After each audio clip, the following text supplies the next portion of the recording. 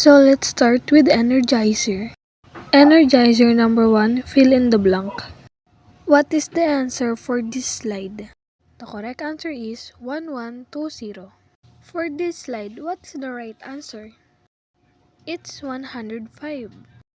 What is the right answer in this slide? It's expanded. What is the right answer in this one? It's maternity leave. So let's start the presentation presented by Group 4. Our topic that we're going to discuss is RA 11210 105-day expanded maternity leave. Learning outcomes.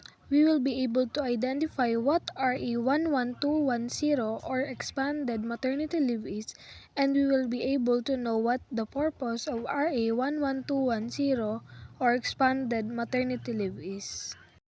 If you're wondering what is RA 11210, an act increasing the maternity leave period to 105 days for female workers with an option to extend for an additional 30 days without pay, and granting an additional 15 days for solo mothers and for the purposes.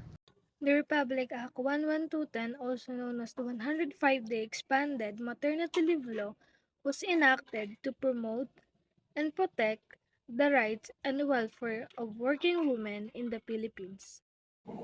Thank you, Miss Ayla, for that wonderful introduction. For the section 1 and 2, the law aims to extend the maternity leave to 105 days to all female workers within private or public sectors with full payment to their salaries, and with an option to extend for an additional 30 days without pay. And the law also aiming to recognize the importance of supporting women in their maternal roles and enabling an environment for them to achieve their full potential. And for the Article 2, the 1987 Constitution emphasized that the importance of family life and the rights of women as outlined in Republic Act number 9710, also known as the Magna Carta of Women, to support women's health and decent work.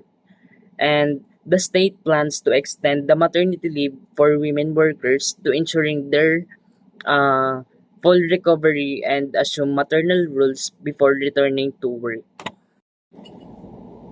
And for the Section 3 or granting of maternity leave, sinasabi dito na all female workers in government and private sectors, including those in the informal economy, are entitled to 105 days of maternity leave with full pay and an option to extend an additional 30 days without pay.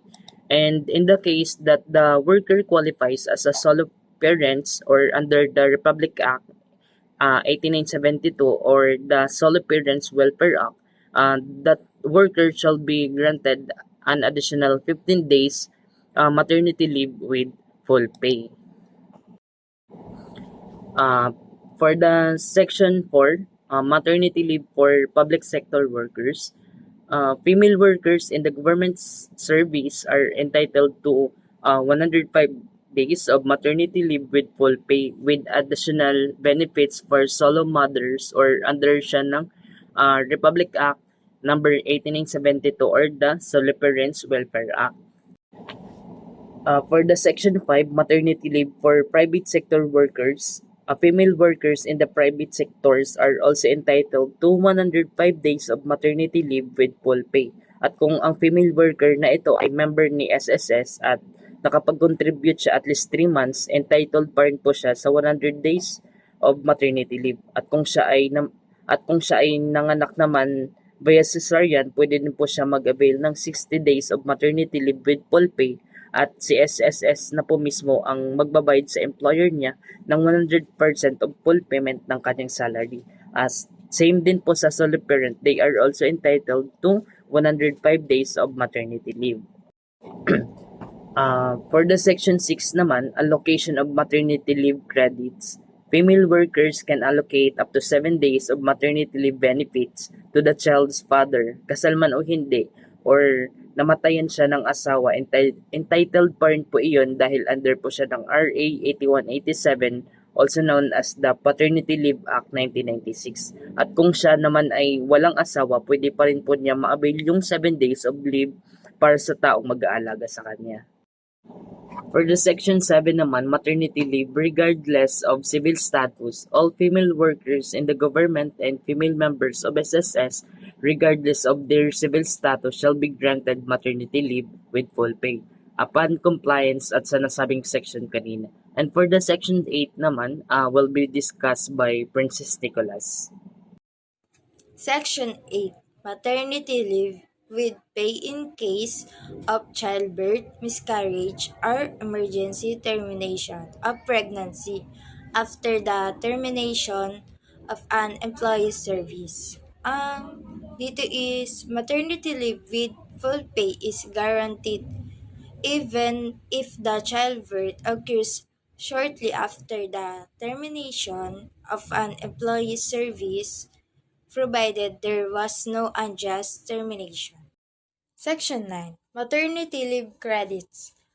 Maaaring isama ang maternity leave bilang prenatal at postnatal leave. Ang obligadong postnatal leave ay hindi dapat mas mababa sa 16 araw. Section 10. Maternity leave benefits for women in the informal economy and voluntary contributors to the SSS. Sakop din ng maternity benefits ang mga kababaihan sa informal na ekonomiya kung natutugunan nila ang ilang mga kinakailangan sa contribution. Section 11. Maternity benefits for female workers who are non-members of the SSS. Ang mga kababaihang hindi miyembro ng SSS ay sakop ng PhilHealth para sa maternity benefits. Section 12. Maternity leave of a female worker with pending administrative case. Ito is tinitiyak ng seksyong ito na ang mga babaeng manggagawa maging sa gobyerno or pribadong sektor ay may karapatan sa maternity leave benefits kahit na may nakapending administratibong kaso. Ang layunin ay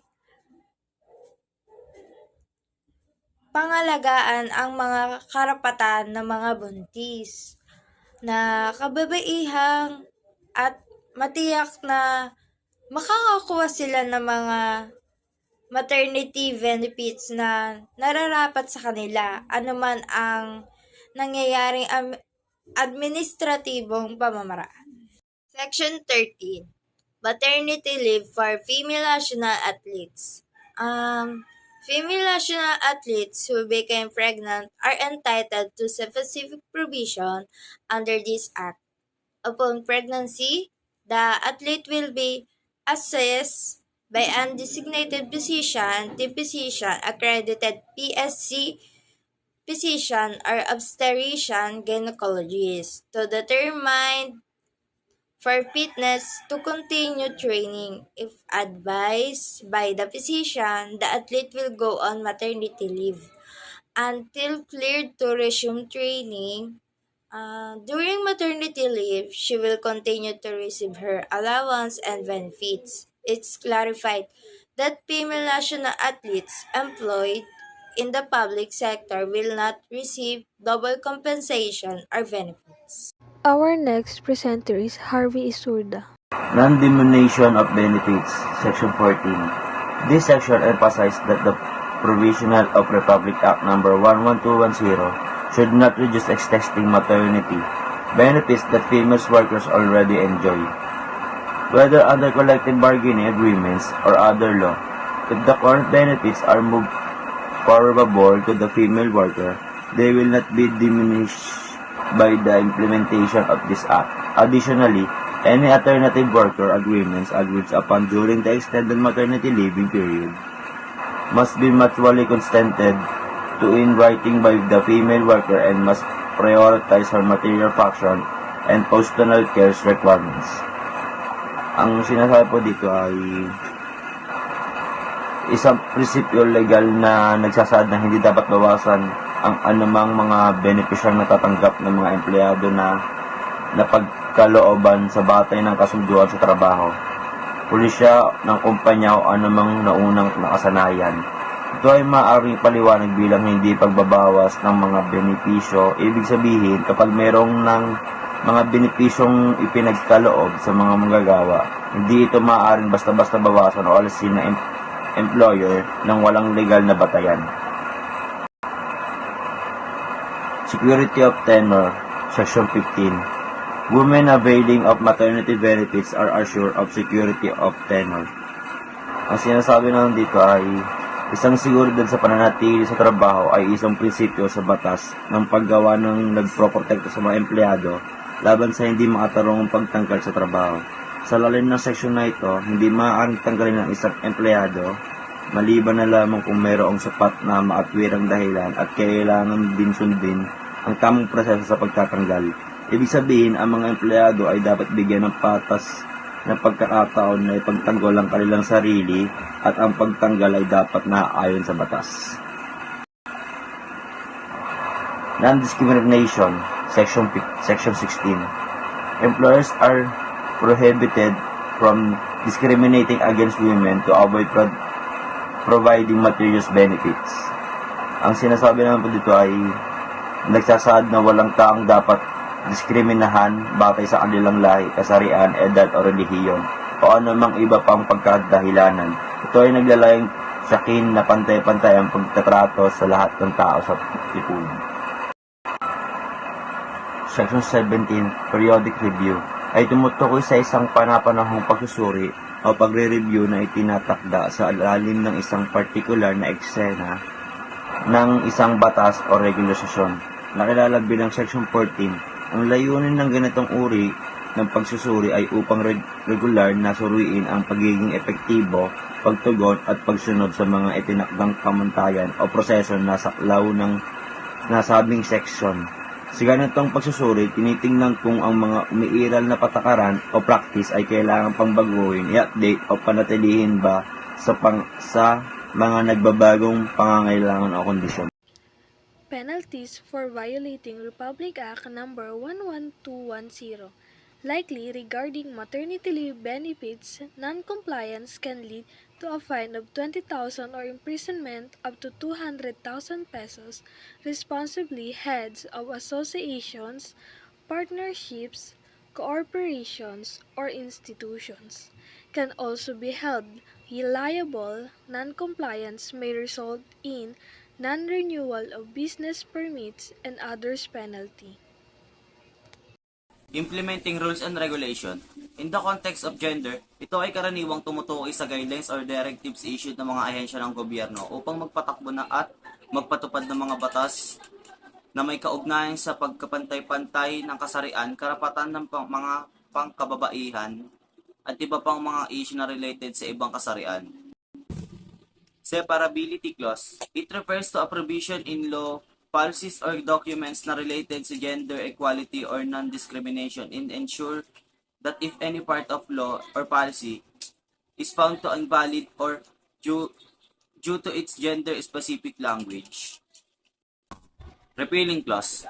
Ito naman ay karaniwang tumutukoy sa isang provision sa isang batas o patakaran na nagpapawalang bisa sa anumang hindi naaayon sa mga batas o regulasyon na related sa kasarian, and also of ensure that new law or policies takes precedence and overrides any previous ones that may contradict it.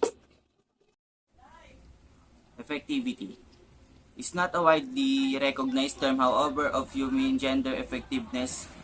It could refer to the extent to which policies, program, or initiatives effectively address issues related to gender equality, diversity, and inclusion.